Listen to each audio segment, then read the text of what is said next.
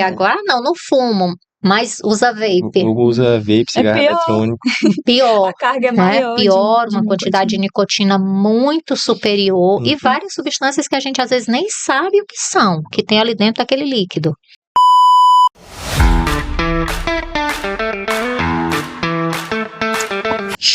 Pense em uma doença que quase nunca avisa. Não dói, não coça, não dá febre, mas pode matar e incapacitar. Essa é a hipertensão, famosa pressão alta. Olá, pessoal, eu me chamo Valéria Moraes, sou acadêmica de medicina da Universidade Estadual do Maranhão e esse é o Papo de Saúde. E eu me chamo Giovanni Maluf, também sou acadêmico de medicina da Universidade Estadual do Maranhão. E hoje a gente está aqui para falar justamente dessa doença, né, que a Valéria falou, uma doença que é silenciosa, a hipertensão.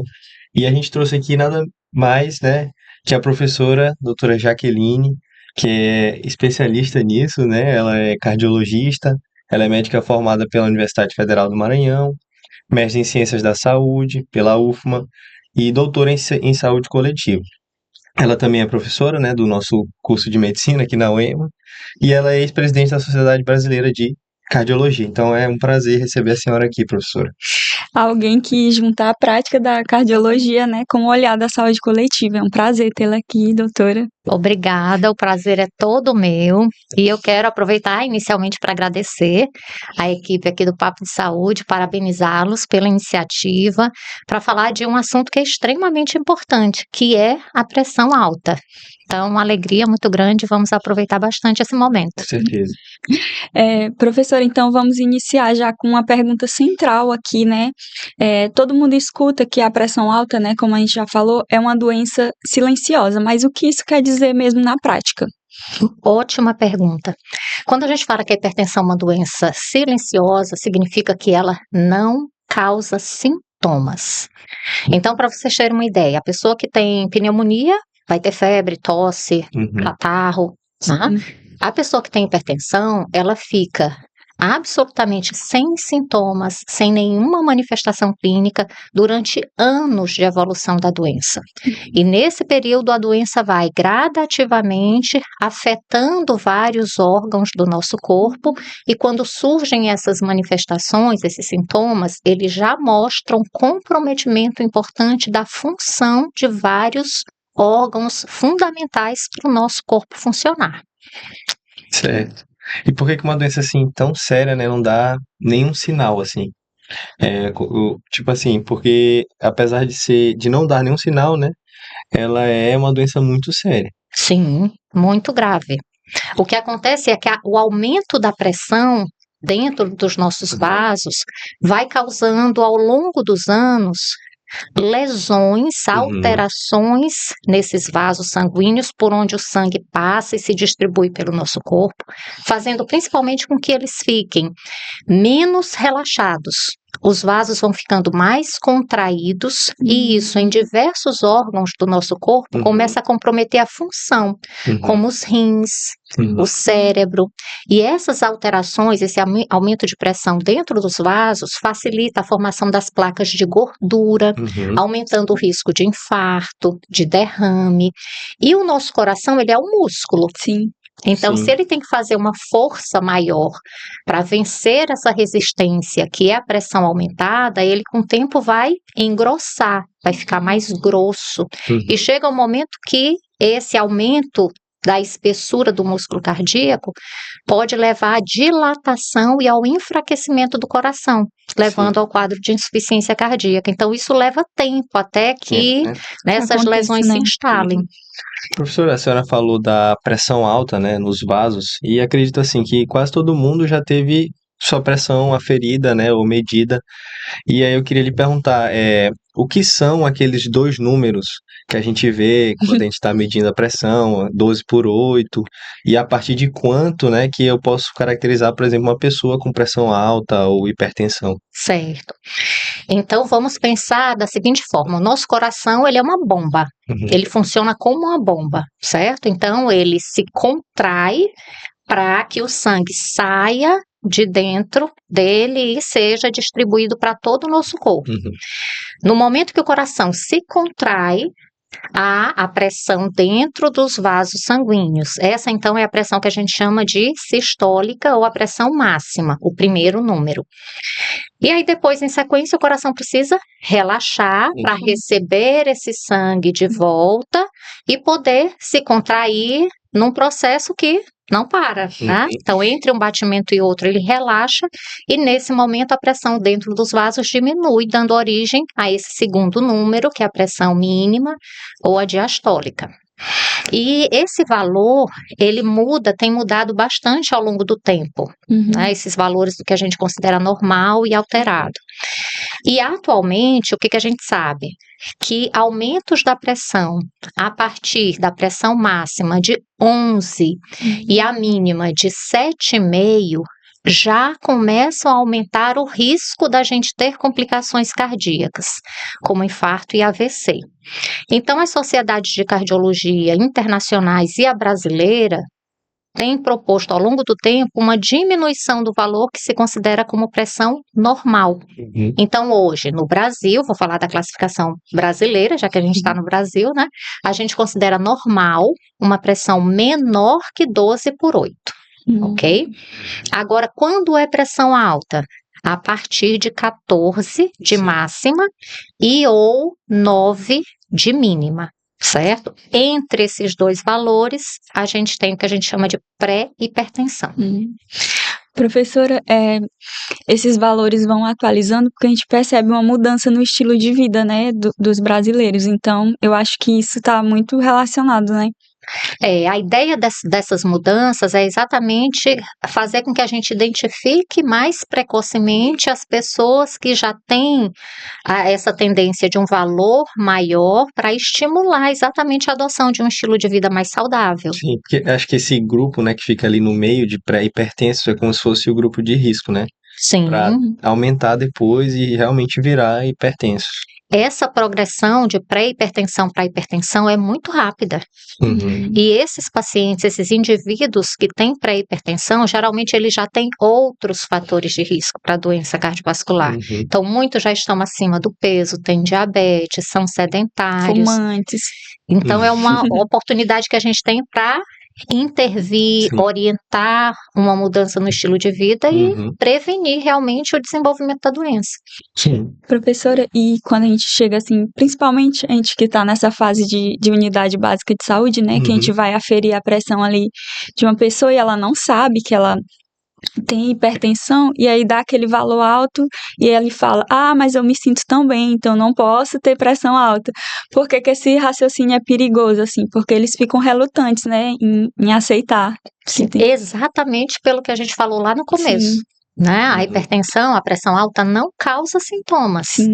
Então, se a pessoa for esperar sentir alguma coisa para associar isso à hipertensão, ela vai perder um tempo preciosíssimo, porque essa manifestação clínica já pode significar o quê? Que ela tem lesão em um dos órgãos que a gente chama órgãos-alvo da doença. Tá?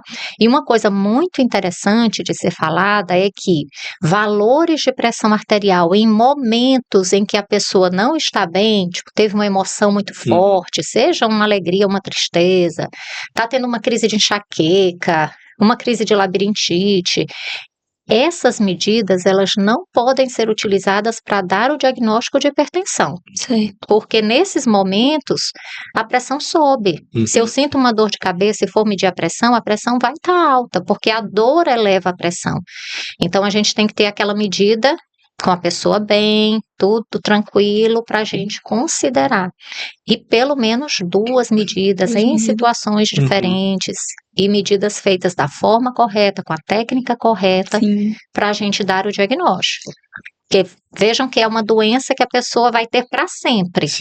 Então, esse diagnóstico tem que ser feito da forma correta. Da forma correta, né? Da forma mais técnica e da melhor forma possível, né? Exatamente. Professora, o que a senhora acha, assim, não querendo ser polêmica, mas desses, como é que fala? Dos aparelhos de pressão de casa, assim, porque às vezes eles ficam aferindo sempre a pressão, pode ter alguma alteração, assim, achar que tem a doença e não tem. Os digitais, né? Os digitais. Hoje, as grandes sociedades, elas já recomendam o uso dos aparelhos automáticos para aferição da pressão arterial, ok? O que é importante? Que esses aparelhos sejam validados. Então, existem até sites em que a gente entra, coloca a marca do aparelho, o modelo, tudo bonitinho e aparece lá, é um aparelho validado.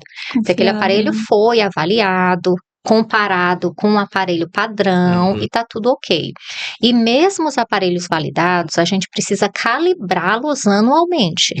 Todo aparelho tem que ser calibrado anualmente, tá?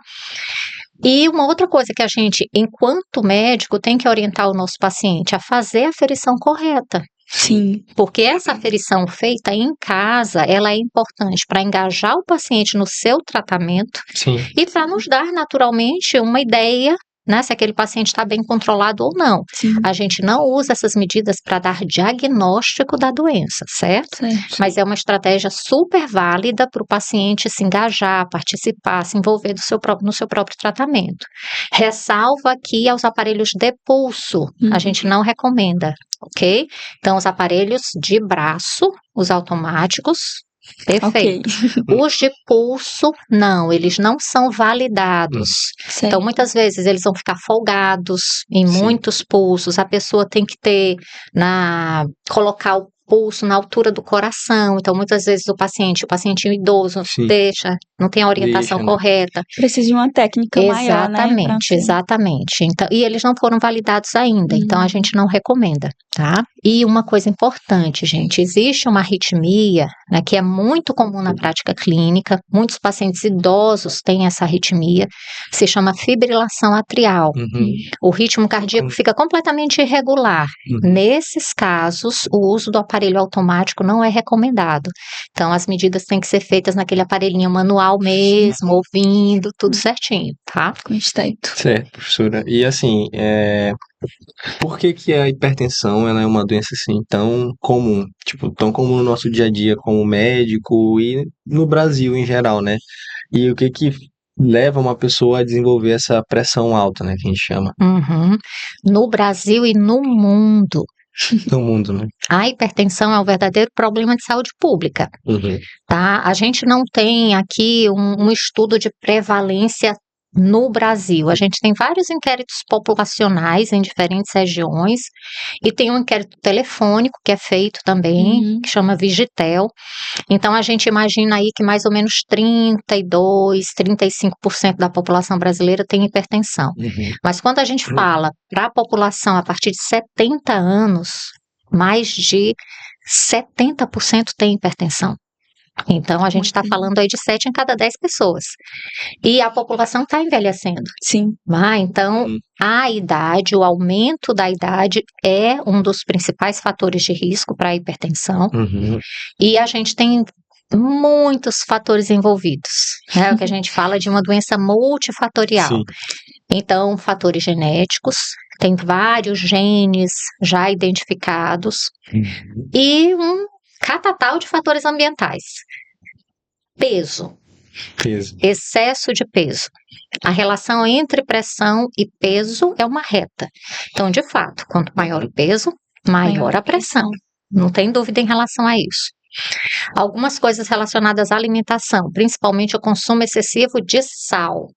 E estima-se que o brasileiro consuma aí mais que o dobro da quantidade recomendada de sal por dia. E aí a gente não está falando só daquele sal que a gente bota na comida, né? O salzinho branquinho. É do sódio, né? É do sódio. Exatamente. Dentro de outros alimentos ultraprocessados. Isso, todos os alimentos industrializados são riquíssimos em sódio. Ele é usado como um conservante. Então, se você pega um alimento que tem uma validade muito longa, por exemplo, aquilo ali está repleto de sódio. Quanto maior a validade de um produto, mais sódio provavelmente ele tem. Então, todos esses alimentos industrializados, que é de saquinhos, temperos prontos, sopas, enfim, tudo isso tem uma quantidade enorme de sódio. O sedentarismo, a falta de atividade física, o estresse. Então, a gente vê assim que são coisas que fazem parte do dia a dia da imensa maioria da população.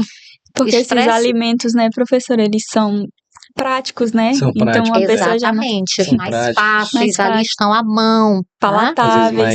mais baratos, Exato, mais acessíveis, né, para a população, e isso. aí Álcool, então álcool. consumo excessivo de álcool aumenta a pressão arterial. Uhum. E para vocês terem uma ideia, vários outros fatores têm sido identificados, porque são capazes de desenvolver respostas inflamatórias e ativarem o nosso sistema imune.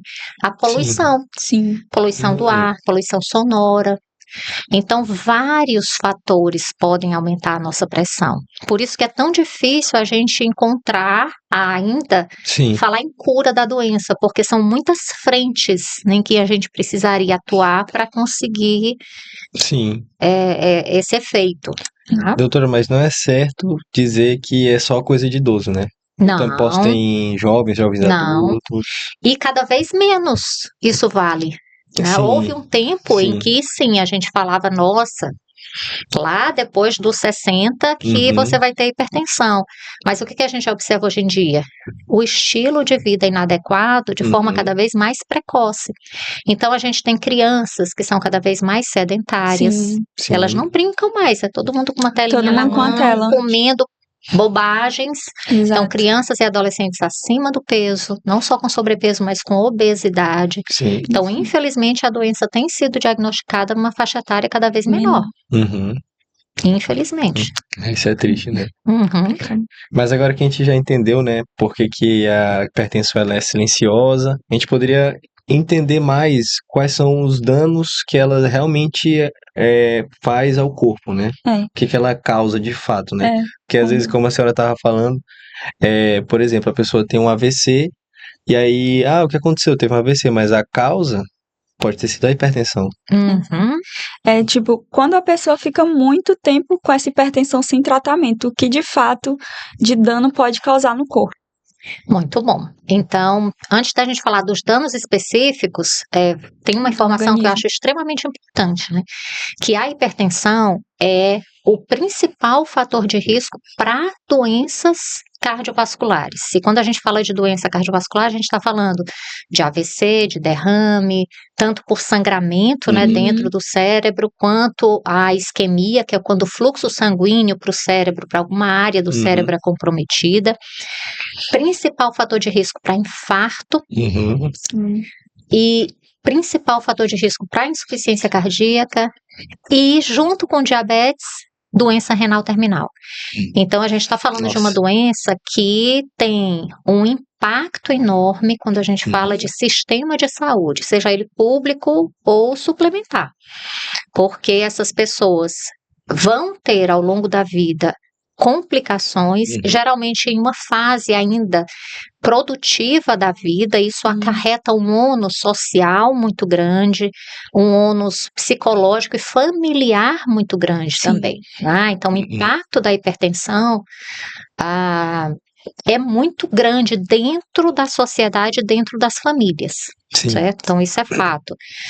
É a segunda principal causa de afastamento do trabalho, para vocês terem uma ideia. Não sabia dessa Nossa, também não informação. sabia não. E o que acontece é exatamente que tá lá a pessoa sem sentir nadinha, né? Uhum. Achando que tá tudo bem, e a pressão nas alturas. Nas alturas, Sim. né? Então, no coração vai acontecer o quê? O aumento da espessura do músculo cardíaco. Sim. Uhum. O coração vai ficar mais grosso, a gente chama de hipertrofia do músculo cardíaco. Igual a gente vai para academia, puxa ferro, empurra ferro, Uhum. tem hipertrofia. Hipertrofia. No coração vai hipertrofiar, Nossa. só que não é legal o coração hipertrofiar, né? Por fora é bacana, tá hipertrofiado, bonitinho, mas no coração não é bom. Quando ele hipertrofia, essa hipertrofia é um marcador independente de mortalidade. Uhum. Então, isso aumenta o risco da pessoa morrer, Sim. certo? Só pelo fato dela ter desenvolvido hipertrofia. Com o tempo, chega um momento que ele não consegue mais hipertrofiar. Já hipertrofiei o que eu podia. E essa hipertrofia, ela é desorganizada. Uhum. As fibras cardíacas, elas não vão se desenvolver bonitinhas. Há um certo desarranjo. Então, surgem cicatrizes, algumas células vão morrendo. E com o tempo, então, o coração começa a dilatar, a crescer. E aí o paciente pode chegar ao quadro de insuficiência do coração. E aí ele vai ter falta de ar, vai ter uma limitação importante para as atividades. inchar as pernas, Uhum. um Sim. quadro que é muito grave. O paciente, depois que desenvolve insuficiência cardíaca, dependendo do grau, 60% deles vão morrer em menos de um ano. Menos de um ano, Então, é uma nossa. doença Meu muito Deus. grave, muito Muito mais grave. grave do que vários tipos de Muito câncer. letal, né, professora? É. Exatamente. Muito. E as pessoas não têm essa noção. Às vezes não Tá? tem noção mesmo. Nos rins, a mesma coisa.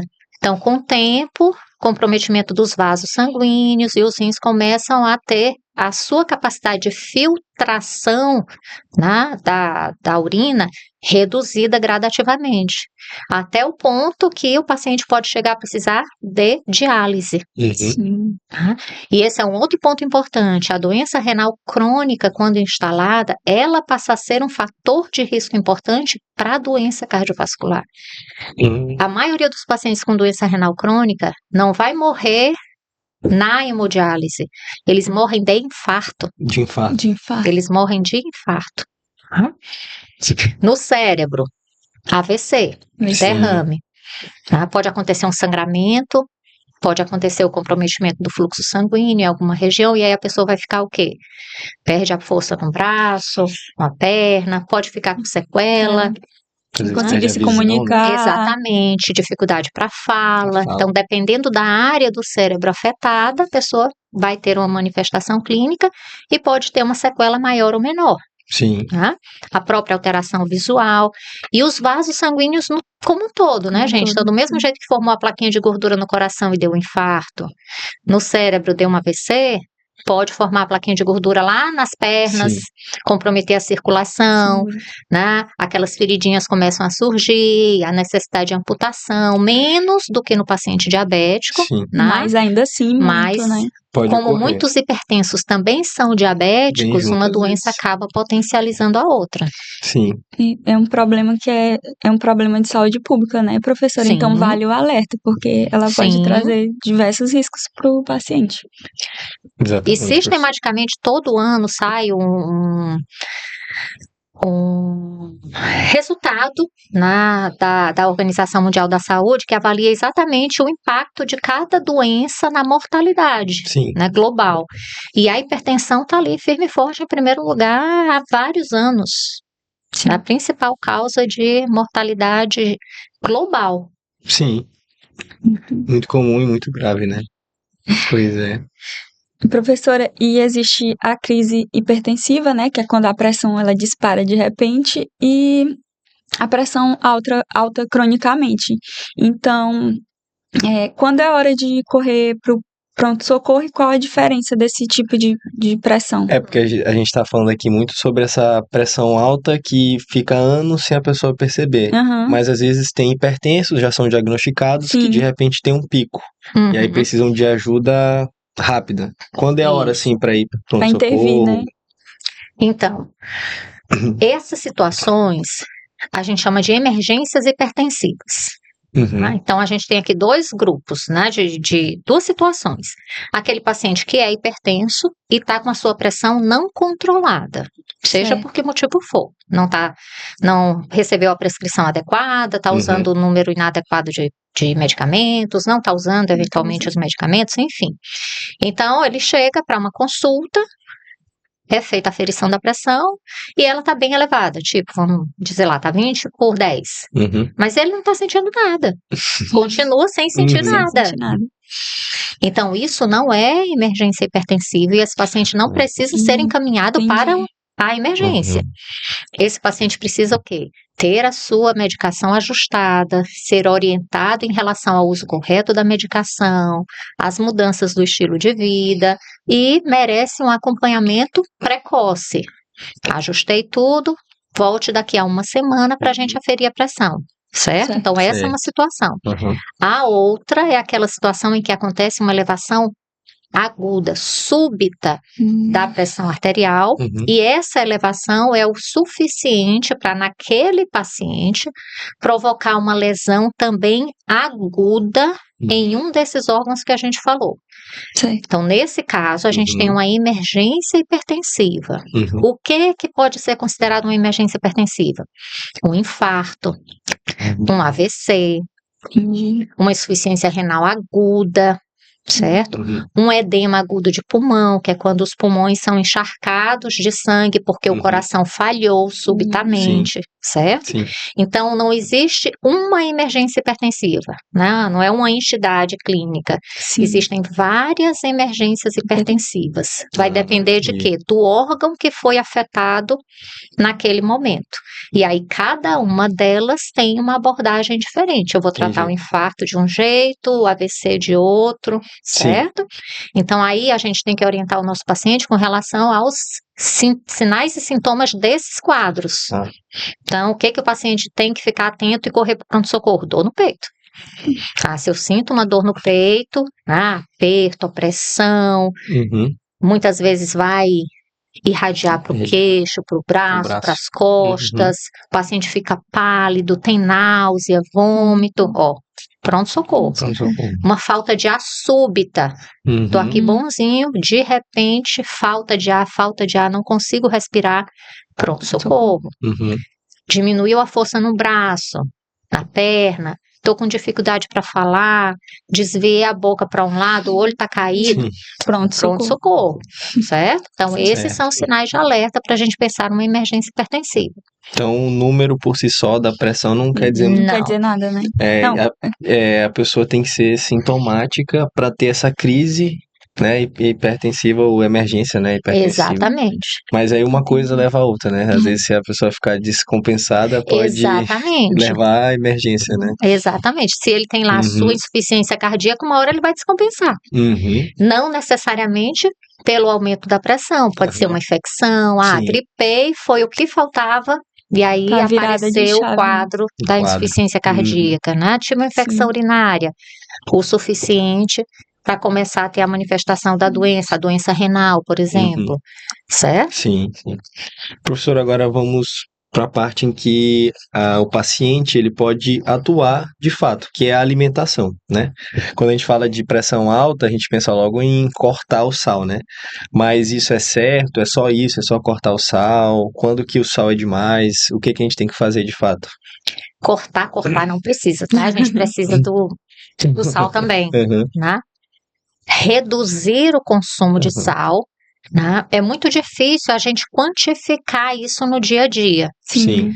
Então, se a gente, uma orientação muito genérica, reduzir a quantidade de sal pela metade. Se a pessoa faz a própria comida, ou se ela tem o controle sobre quem faz, né? Então reduzir a quantidade de sal pela metade é uma orientação interessante. Abolir o saleiro da mesa. Sim. Então, não adicionar sal à comida depois de pronta, gente.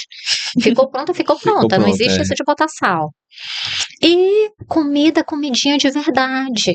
Sim. Não é pra gente comer comida pronta, de saco, de pacote. Era isso que eu ia perguntar. Além de tirar o sal, o que seria, assim, de um padrão de alimentação correto para esse paciente? É comida de verdade, para todo mundo, para todos nós, não é só para o paciente hipertenso. Então, ter o hábito realmente de comer, gente, vamos comer arroz, feijão, né?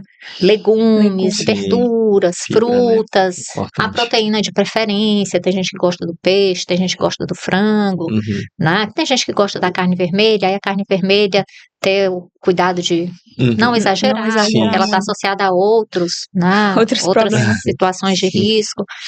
Enfim, mas ter o cuidado de comer mesmo a comida de verdade. Né? Não dá pra gente ficar comendo todo dia embutido, enlatado, empacotado. Eventualmente todo mundo vai comer isso. Sim. Mas no dia a dia não tem condição. Comida de rua também, né, professora? Às vezes não só comida processada, mas você não tem um controle ali. Tipo, tá sempre naquela comida de rua, pode vir de qualquer jeito, né? Isso aí às vezes é difícil porque às vezes não tem opção. Correria do dia a dia, enfim. Se você puder levar a sua alimentação pronta, né, para o seu trabalho, de casa, enfim. Gente, isso dá trabalho, né? Demanda trabalho, você separar um horário do dia para preparar. Mas se você não cuidar de você, quem é que vai cuidar? Acho que ser saudável demanda trabalho. Mas o saldo no final é positivo, vale a pena. Exatamente. E doutora, e aquela cervejinha ou aquele vinho no final de semana, eles pesam? Na conta? Depende da quantidade. Depende da quantidade. Né? Existe aí, corre, né? a informação de que o vinho é saudável, faz bem para o aparelho cardiovascular. Na verdade, a gente tem visto cada vez mais que não existe uma quantidade segura de álcool para ser consumida. Então, a gente não recomenda que ninguém consuma bebida alcoólica. Muito menos aquele indivíduo que não bebe. Jamais eu vou dizer, pois tome uma tacinha de vinho agora todo dia. Não, a gente não recomenda, certo? O que a gente fala? Que o uso, quando ele existir, deve ser moderado. Quanto menos, melhor. Certo? Então, os estudos que hoje em dia têm sido criticados por uma série de falhas metodológicas que chegaram à conclusão que tem um efeito bom do álcool em relação ao aparelho cardiovascular, para vocês terem uma ideia, significa o consumo de uma latinha de cerveja para uma mulher e 2 latinhas para um homem. Nossa, mas isso aqui é por semana? Por dia. E não pode tomar tudo num dia só. Entendi. Né? Uma taça de vinho de 300 ml para uma mulher, 150 para a mulher, 300 para o homem. Então vejam que a pessoa que bebe, ela geralmente não consome essa quantidade, ela consome mais. Bem mais, verdade. Bem mais, né? A Sociedade Europeia, ela trabalha com doses semanais, ao invés de diárias, né? Mas ainda assim é uma quantidade pequena. Então o que a gente fala? Quanto menos, melhor. Então, não tenha o hábito de consumir bebida alcoólica diariamente, por exemplo. Até porque quanto que você vai consumir todo dia? Pois é. Né? E quando consumir, quanto menos, melhor. Porque às vezes só o final de semana já mata da semana. Só o final de semana, mas aí você toma quanta cervejinha? Ah, doutora, perdi a conta. Sei não, nem conto. Aí a conta fica bem... E esses excessos pontuais, eles são fatores de risco já bem demonstrados, principalmente para AVC. Chama binge drinking, né? A pessoa que ali... eventualmente tem aquele excesso. Não bebe sempre, mas quando bebe, extrapola. Extrapola. Interessante. Doutora, e a questão de receita caseira, de chá para baixar a pressão, isso é muito comum, né? E até que ponto isso é benéfico ou maléfico para o paciente? Gente, aí aqui uma coisa importante. Não existem trabalhos científicos demonstrando o efeito antihipertensivo de chá. Ok? Então, se você gosta do chá, eu gosto de tomar um chá de camomila, um chá de erva cidreira, um chá, sei lá, qualquer chá, não tem problema.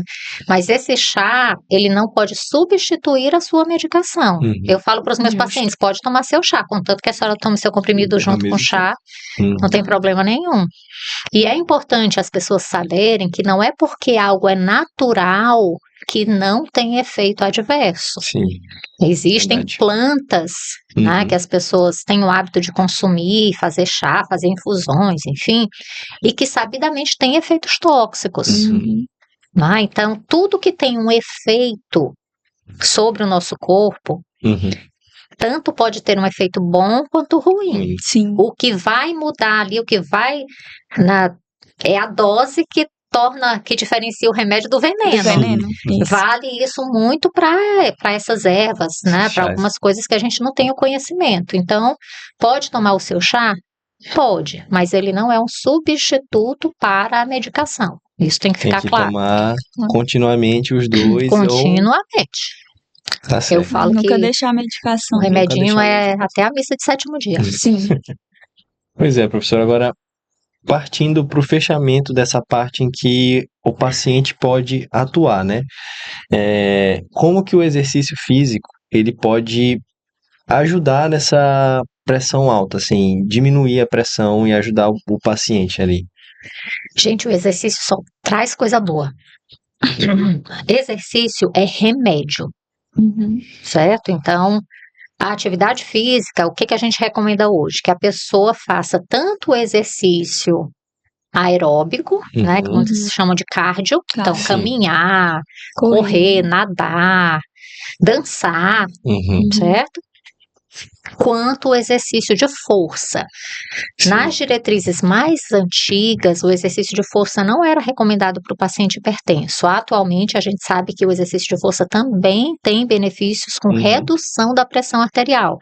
Agora, claro que o paciente só vai fazer o exercício de força quando estiver com a pressão controlada, Uhum. certo? Então, fazer ali pelo menos 150 minutos de atividade aeróbica, de cardio por semana, Semana. se for uma atividade moderada, ou Uhum. 75 minutos, se for intensa, com 2 dias de exercício de força, certo? Isso é o Interessante. mínimo. Era isso Ah? que eu ia perguntar, que tá meio relacionado. Então, se a pessoa tiver parado há muito tempo, ela não pode sair por aí, por exemplo, correndo. Não, nem Precisa. conseguir. Ela vai Não vai conseguir. Não vai conseguir. Seguir. Sim. Então, a gente tem muito cuidado para limitar a atividade física, porque a gente deve, Isso era como uma dúvida. médico, estimular as Uhum. pessoas a fazerem atividade física. Sim. São pouquíssimas as pessoas em que a gente vai contraindicar a prática de Uhum. exercício. São condições Certo. muito limitadas, tá? Então, o que a gente tem que falar? Caminhar, qualquer pessoa pode fazer a sua caminhada. Sim. Fazer a caminhada num ritmo em que você consiga caminhar e conversar ao mesmo tempo, por exemplo. Certo. Então, Uhum. esse é um ritmo Bom, né? tranquilo Tranquilo, em né? que a maioria das pessoas vai conseguir fazer. Consegue sim. Ah, doutora, mas eu tenho dor no peito, de um paciente que já tem doença coronariana, Sim. obstrução das Uhum. artériazinhas do coração, eu sinto dor no peito.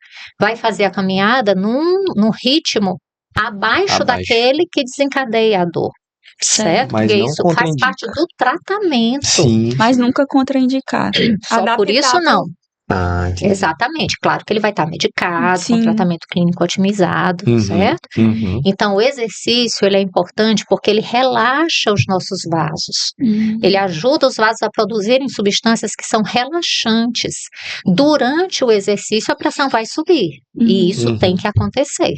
É a Sim. resposta Certo. normal. Se a pressão não sobe durante o exercício, alguma coisa muito errada com o coração, tá? Sim.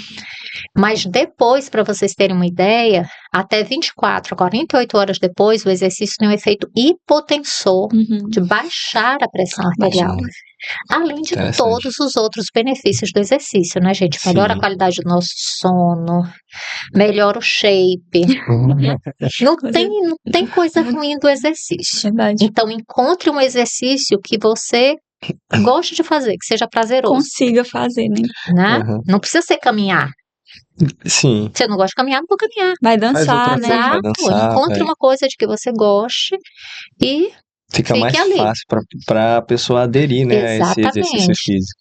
E puxando o gancho que a senhora falou do sono, o que mais pode impactar na saúde dessa pessoa em relação à pressão, além de exercício e comida? Sono, estresse, cigarro, como é que isso impacta? Tudo impacta, Uhum. né? Cigarro, nem pensar, né, gente? Sim. Cigarro. E aí, aproveitando para falar para a galera mais jovem, o tal do vape, A gente já ia perguntar isso. né? O tal do vape, porque agora não fumo, mas usa vape. Usa vape, cigarro pior. eletrônico. Pior, A carga é né? maior. Pior, de uma quantidade de nicotina muito superior e Uhum. várias substâncias que a gente às vezes nem sabe o que são, que tem ali dentro daquele líquido, tá? Sem Verdade. falar que é contrabando, porque não é aprovado, Verdade. Sim. né? Então, vape está associado a muitas alterações, doença pulmonar grave, instalada de Uhum. forma súbita, sem ser necessário um grande tempo de consumo. Uhum. Então, de jeito nenhum, gente. E o cigarro, ele faz as nossas artérias ficarem mais apertadinhas Sim, e isso sim. aumenta a pressão. Sem falar que aumenta o risco de infarto, de AVC, enfim. Então, vantagem zero. Sim. O estresse crônico também vai liberar uma série de substâncias e de hormônios que aumentam a pressão, aumentam a frequência das batidas do coração. Então, também vão causar problema. E às vezes é algo difícil de retirar, né? Exatamente. Aí o ideal, vamos encontrar uma forma de manejar o estresse. Às vezes a gente consegue, né? É algo pontual. Enfim, se você não conseguir se livrar da situação estressante, realmente vai ter que investir muito no exercício, ter uma válvula de escape. Uhum. Nesse momento eu não consigo, por exemplo, sair desse trabalho, que é algo que me estressa. Muito Eu estressante. preciso ficar aqui.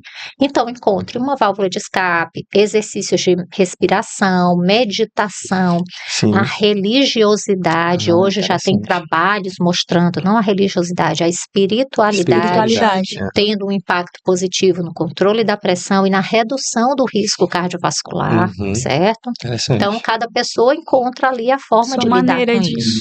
De lidar, né? E o sono fundamental, gente. Fundamental, Dormir bem é fundamental. E o exercício ajuda nisso, como a gente já falou. Ajuda É, nisso. é. Uma coisa importante, a pessoa que ronca, certo? Sim. Então, o roncador, ele tem um risco aumentado de ter a apneia do sono, Sim. certo? Então, nesses casos, a pessoa tem o aumento da pressão arterial à noite. É um fenótipo de hipertensão noturna que a gente chama, certo? Muitas vezes ele faz a mapa, que é aquele exame que bota o aparelhinho para medir a pressão 24 horas. Sim.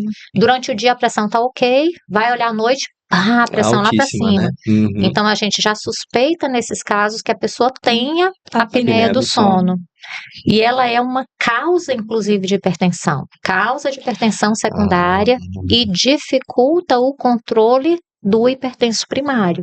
Então, é Uhum. algo que a gente tem que ficar atento Levar também. em consideração. Porque às vezes a gente pensa que ele é um hipertenso primário, mas na verdade o que está causando é a apneia do Apneia. sono dele, né? Exatamente. Uhum. Interessante. Vale o alerta. Então, a Isso. gente já falou de dieta, exercício físico, né? Que as mudanças, elas dependem muito do paciente, né? Mas quando...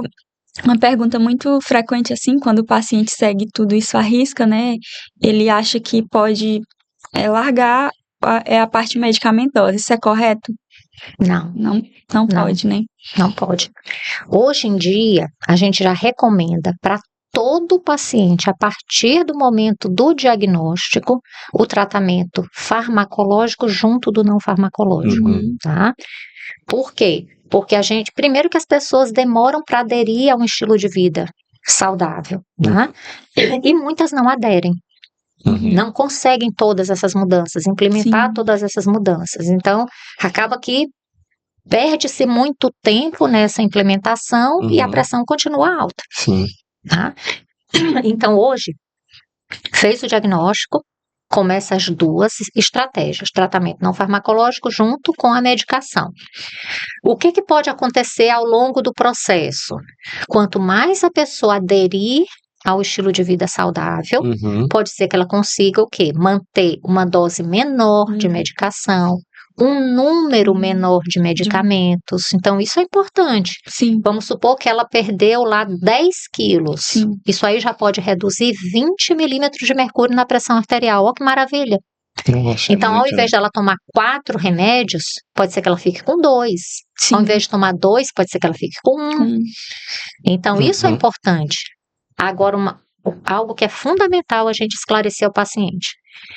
Qualquer redução da dose ou redução do número de medicamentos tem que ser orientada pelo seu médico. Não com vá certeza. fazer isso da sua cabeça, Uhum. certo? Até porque a gente não falou que a doença demora um tempão. Sim. Sim, sim. Então, ao longo desse tempo, já aconteceram alterações nos vasos, alterações renais, Sim. que são irreversíveis. Uhum. Sim. Então, tirar completamente a medicação é algo muito difícil no cenário da hipertensão. Sim.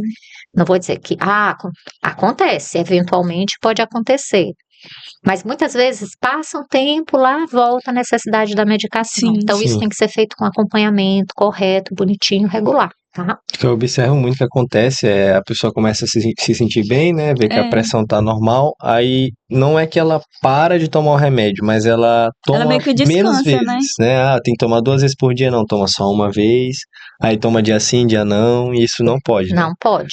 Eles falam, não, eu medi a pressão, estava normal, parei de tomar. Parou de Sim. tomar. Mas só estava normal porque eu Porque estava tava tomando tomando. remédio. Na hora que você Exatamente. para, o que vai acontecer? Sobe Sobe. tudo de novo. E falando um pouco sobre esse tratamento, né, farmacológico, existem alguns mitos, né? Então, o remédio para pressão alta, por acaso ele vicia, ele afeta o rim ou o fígado, a pessoa tem que tomar para a vida toda, como é que funciona isso? Tem que tomar para a vida toda a princípio, né? Como a gente falou. Uhum. Qualquer redução Uhum. ou suspensão tem que ser algo absolutamente individualizado Uhum. e definido e acompanhado com o médico que está lá com o paciente, certo? Uhum. Não causa dependência, não existe isso. Sim. O que Uma acontece é necessidade. que o medicamento é de uso contínuo, porque no momento que a gente suspende, a pressão vai subir. Pode voltar. Então, a medicação é de uso contínuo, a princípio é esse o combinado, certo? Uhum. E com relação a afetar os rins, muito pelo contrário. No momento que eu controlo a pressão arterial, um dos órgãos que mais vai ser protegido Beneficiado. são exatamente os rins. Sim. Uhum. Né? Existem classes diferentes de medicamentos que a gente escolhe a Uhum. depender do perfil clínico do paciente, respeitando se ele tem contraindicação, Sim. enfim, isso o médico vai avaliar caso a caso. E uma questão muito levantada pelos pacientes é sobre o fato de usar o remédio para pressão atrapalhar a vida sexual, principalmente os homens. Interessante. Ah, que eu vou tomar esse remédio, doutor, eu vou ficar impotente. Antigamente, os medicamentos disponíveis, né, que eram bem menos medicamentos, classes mais restritas, realmente existiam alguns medicamentos, como os beta-bloqueadores mais Sim. antigos, né, que podiam cursar com disfunção erétil, impotência, e aí os pacientes queriam fugir, né, Sim. desses medicamentos, com razão. Sim. Mas é importante saber que a própria doença não tratada, sim, é causa de disfunção erétil, Uhum. de impotência, porque ela vai afetar os vasinhos, né, a circulação Sim. sanguínea do corpo inteiro, inclusive dos nossos órgãos sexuais. Uhum. Então, se ele não tratar, ele vai ter disfunção sexual. O tratamento atual com a gama de classes Uhum. diferentes que a gente tem atualmente para o tratamento da hipertensão não está associada a esse efeito adverso. Então, Uhum. pode usar tranquilo o seu remédio da pressão. É mais fácil ele ter disfunção pela hipertensão do que pelo Exatamente, medicamento, do que né? pela medicação. Uhum. Professor, e mesmo esses medicamentos ainda sendo muito seguros, ainda tem muita gente que abandona o tratamento. Por que que isso assim é tão comum? Basicamente pelo fato da doença ser assintomática. Uhum. Então, isso faz com que o paciente se sinta realmente seguro. Se eu não estou sentindo nada, Uhum. está tudo bem. Sim. E, gente, toda medicação, por mais segura que ela seja, ela pode ter algum efeito colateral. É. Então, a pessoa não estava sentindo nada. Uhum. Aí, de repente, começa a tomar medicação, tem dor de cabeça. Sim, Pode ser efeito adverso do medicamento? Pode. pode. Uhum. Aí, eu tava bonzinho, agora comecei esse remédio, tô com dor de cabeça. Para de tomar. Para de Parece tomar. Aí, o outro começou a tomar, deu um inchaçozinho lá no tornozelo. Aí, ó. Agora eu tô com esse negócio com a perna inchada. Vou parar de tomar. Então, é muito importante que nós, enquanto médicos, Sim. que a gente faça a orientação correta do nosso paciente. Uhum. Que deixe claro para ele a importância do tratamento da doença. Uhum. Quando a gente trata hipertensão, a gente não quer reduzir o número. Não é porque eu acho bonitinho 12 por 8. Sim. Sim. Uhum. Eu quero reduzir infarto, Sim. AVC. Eu quero reduzir morte. Quando a gente trata Uhum. hipertensão, a gente reduz mortalidade. Sim, É isso que o paciente tem que entender. E quando a gente prescreve um medicamento, Uhum. vamos orientar, vamos dizer quais são os possíveis efeitos colaterais, Sim. como que ele vai lidar com aqueles efeitos colaterais, Uhum. né? Deixar o espaço para o paciente retornar se tiver alguma dúvida. Sim. Né? O nosso papel de educadores nesse sentido é muito importante. então na hipertensão o ponto-chave é fazer educação em saúde também, né? Exatamente. Com certeza. O paciente senhora- entender que é uma doença complicada doença e pode complicada. desencadear outros problemas. Exatamente. Então a ideia principal é reduzir aquelas emergências hipertensivas, né, que Uhum. a senhora falou. Exato. E assim, é normal, é comum a senhora, por exemplo, no seu consultório, prescrever mais de uma medicação? Isso quer dizer que é mais grave ou não? E uma pergunta assim que é chave pro programa, assim, né? Pelo objetivo do nosso podcast, né, que é um projeto de extensão, como funciona essas medicações no SUS? É, É pra quem barato? depende. É de graça? Tem Certo. todas disponíveis? Então, menos de 10% dos pacientes, talvez ali 8%, Uhum. respondam à monoterapia. Isso é extremamente importante, tá, gente? Uhum. Monoterapia significa um Só. remédio. Sim, Então, a tendência atual é que a gente já começa o tratamento com associação de medicamentos. Pelo menos 2, Uhum. certo? Uhum. Se vocês me perguntarem a última vez que eu prescrevi monoterapia para alguém, eu não vou lembrar. Sim, Não vou lembrar. Eu não prescrevo monoterapia, sim. tá, Uhum. gente? Via de regra. Porque não vai controlar. Sim. Não Vai vai resolver, controlar. né? Uhum. É fato. Existem situações específicas em que, claro, a monoterapia se aplica. Então, a gente Sim. está falando de pacientes muito idosos. Sim, Então, um pacientinho de 80 e poucos anos, principalmente Sim. se ele for um idosinho frágil. sim. Uhum. Então, a gente vai começar com um medicamento só com um. Uhum. O paciente pré-hipertenso de alto risco, um medicamento só. Fora essa situação, Uhum. no mínimo Sempre. 2. Você começa com 2, se chegou na meta, bacana. Se não chegou na meta, vai Aumenta pro a dose. terceiro. Se não três. chegou na meta, vai pro quarto. Uhum. Certo? Então, Certo. não tenham medo de prescrever mais de um. Porque isso a gente chama de inércia terapêutica. Sim. E aí a culpa não é do paciente, É do médico. é do médico. Que É do deixou médico. de. Que deixou de fazer a prescrição Uhum. correta, que começou só um medicamento e acabou deixando aquele paciente exposto ao Uhum. fator de risco sem Sim. proteção nenhuma. Sim. E aí o paciente muitas vezes chega e fala, mas esse remédio não faz efeito. Não é o remédio que não está fazendo efeito. É, Pouco para a condição dele, né? exatamente. Exatamente. Então, a ideia hoje é que cada vez mais precocemente a gente já comece o tratamento com associação de Associação já, fármacos. né? 2 medicamentos de classes diferentes Uhum. em doses menores. Certo. Então, eu potencializo o efeito, porque eu estou agindo em 2 lugares diferentes. Sim. E eu tenho menos efeito colateral, porque as doses são menores. Sim. E tem espaço para ir progredindo, né? aumentar. Progredir. Exatamente. Uhum. Tá? Então, isso é fundamental, gente. Fundamental. Uhum. E com relação ao SUS, a gente tem representantes de praticamente todas as classes Aham. que o paciente pode receber, né, no posto ou na farmácia popular. Sim. Então, tem diuréticos, Sim. tem os inibidores de ECA, né, que são os famosos PRIO, né, o Aham, captopril, sim. o enalapril, os que são da classe do losartan, aí o losartan é Uhum. disponível, Uhum. né, e agora já o bloqueador de canal de cálcio, a Sim. amlodipina, que não tinha.